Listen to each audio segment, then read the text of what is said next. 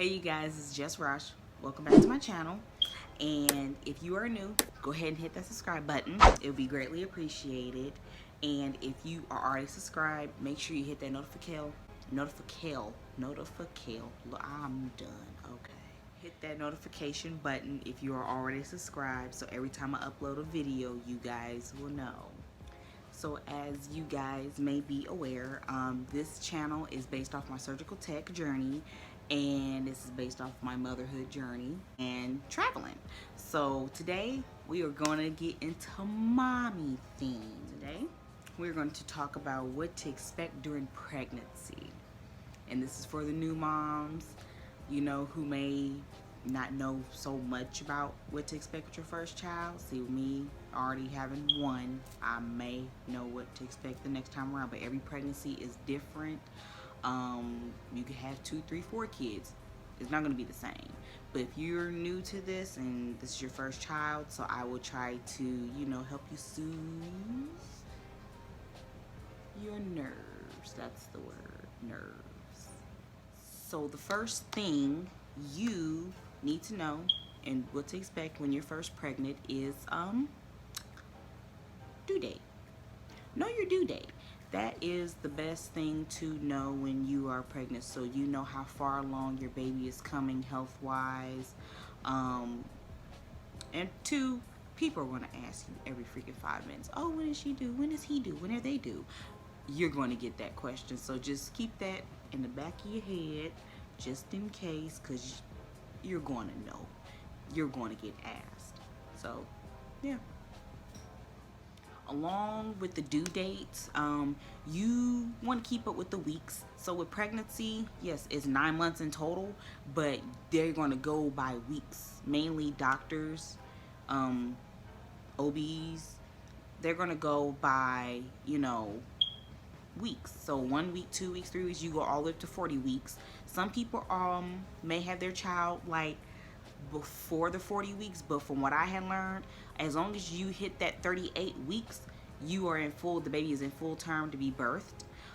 It's just 40 weeks that kind of helps you out, you know, to kind of give that baby that window to, you know, fully mature instead of being a premature baby.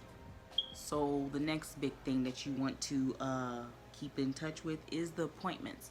You want to stay on you got to stay on point with your appointments for your baby, because while you are carrying them to bring them into this world, you don't want to be behind on doctor's appointments, because anything can happen to a baby because you didn't keep up with their health. You didn't keep up with their, you know, with their growth and everything.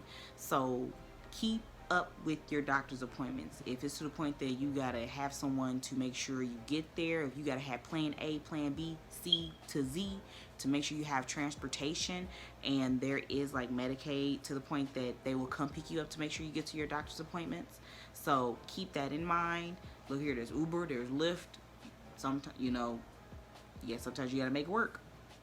So the next thing is having a good support system, a true support system that can go for spouse, partner, boyfriend, fiance, girlfriend, whatever.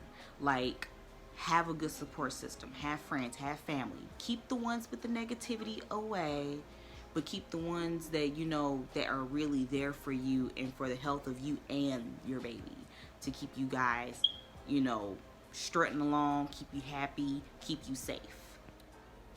Next thing, biggest thing, I cannot stress this enough if I was to, don't drink, don't smoke. That's going to lead to, you know, birth deficiencies and everything and all that crazy stuff. Do not smoke or drink. If you're a smoker before you had your baby, whatever, stop right now. And we got time for that. So you better go cold turkey. You better find some way around it. Stop smoking with your baby inside of you. You cannot carry your baby and be smoking and drinking. I'm gonna tell you here right now, stop. So the next thing is, like, watch what you are eating. Try not to eat so much processed food, so much sugars. Try to see if you can, try to make a few things from scratch. Learn how to cook, because that's what I had to do. I didn't have no money to be going out all the time like I used to before I got pregnant. Like, I couldn't work. So I had to learn how to cook. And I learned how to cook very, very healthy meals for the most part. Um, Trying to watch out for certain herbs, like in certain things, like I want to say, I don't know if poppy seed is a herb. I want to say it's a herb or it's a plant. Something. Do not eat poppy seed while you are pregnant, because that's one scoop of way of you pushing that baby out, and defects be ready to pull them away from you. So I have heard of cases and I've seen of cases. Eating poppy seed is going to come up as a certain type of drug, and I cannot remember off the back of my head. I learned it in pharmacology. Make sure you watch what you eat and drink enough water. Just don't be drinking pop sugars and all that stuff and everything. Watch what you drink with your baby. Okay?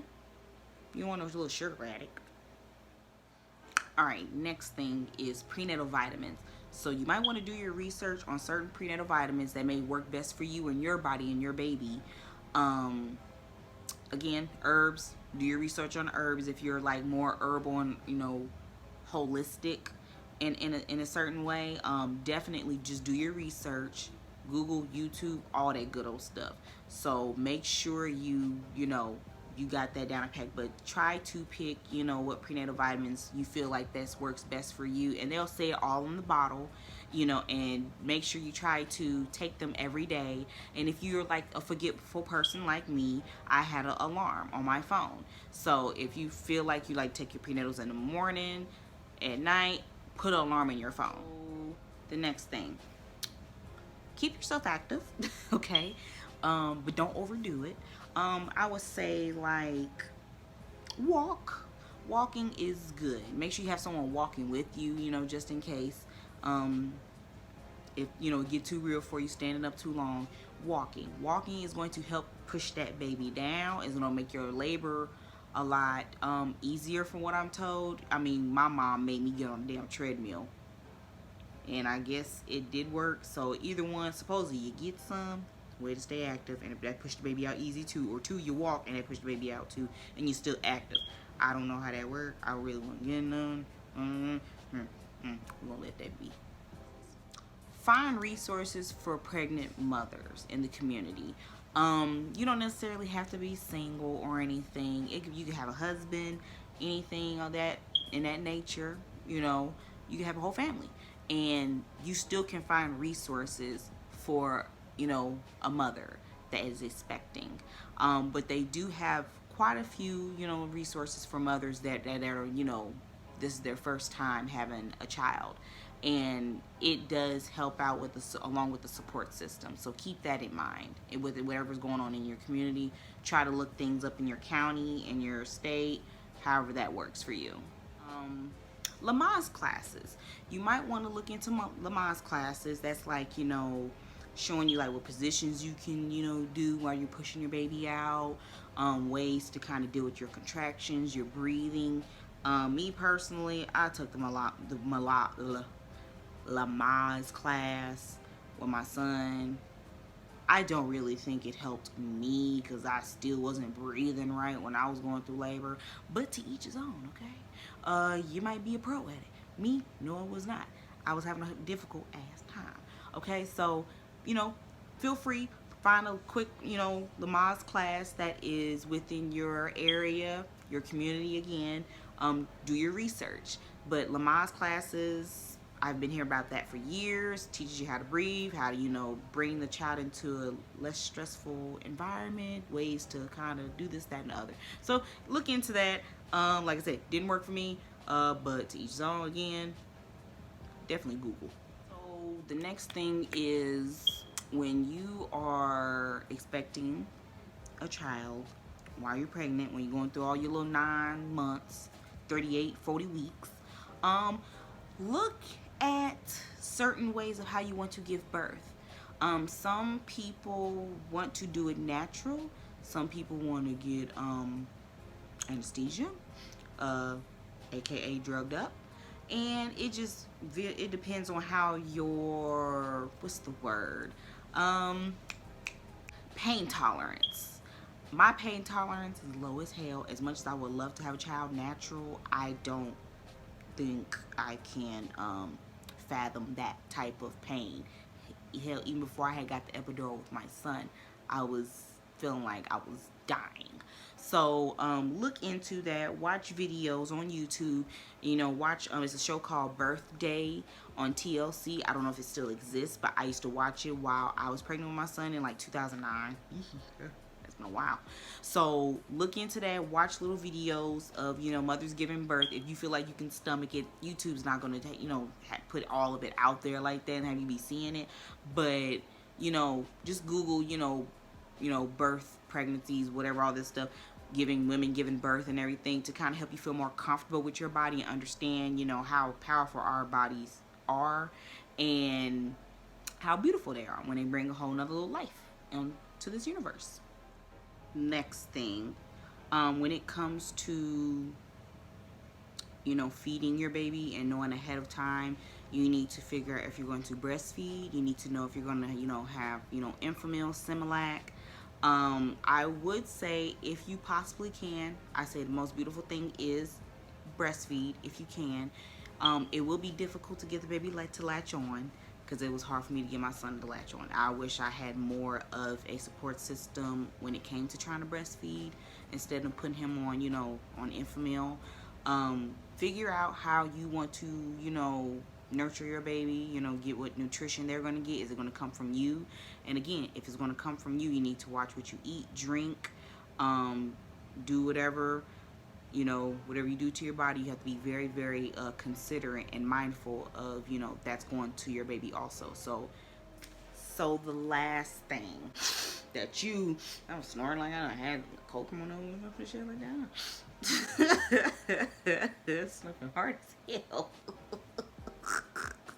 Anyways, the last thing I would like for you guys to take as being a mother and expecting and being pregnant at this time, laugh. Laugh, laugh, laugh, laugh, laugh, laugh, laugh. Because, and make sure you choose who's in your environment. You know, you don't want people moping around and bringing negative ass energy around you while you're pregnant with your baby. Like, that energy comes onto you and it goes into your baby.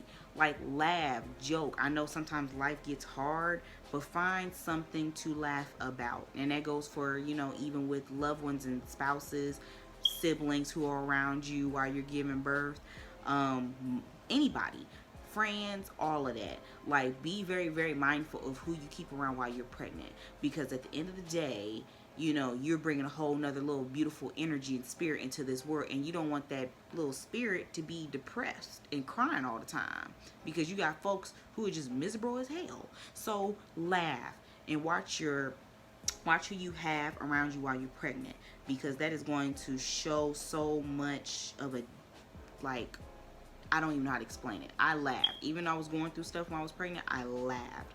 And my child is the life of the party now. He makes everyone laugh. Of course, between me and his dad, we're just goofy as hell and ignorant. But at the end of the day, I made sure I laughed with him, with my mom and my brother and my best friends and family, along when I talked to his dad. You know, so we always laugh. So laugh while you are pregnant, okay? Because that's going to bring that beautiful energy to your baby, and that's going to have them bring that beautiful spirit along with them when they come into this world. So I hope this video helped you guys, from pregnant new moms right now to, you know, second time, third time around moms, you know, watching. I greatly appreciate it. I hope this information has, you know, helped you in some form of way. Like I said, do your research, to each his own. You know your body. No one else knows it better than you. So I appreciate you guys tuning in. Thank you so much. I hope you guys have a wonderful evening. Stay tuned. See you guys next time. Bye.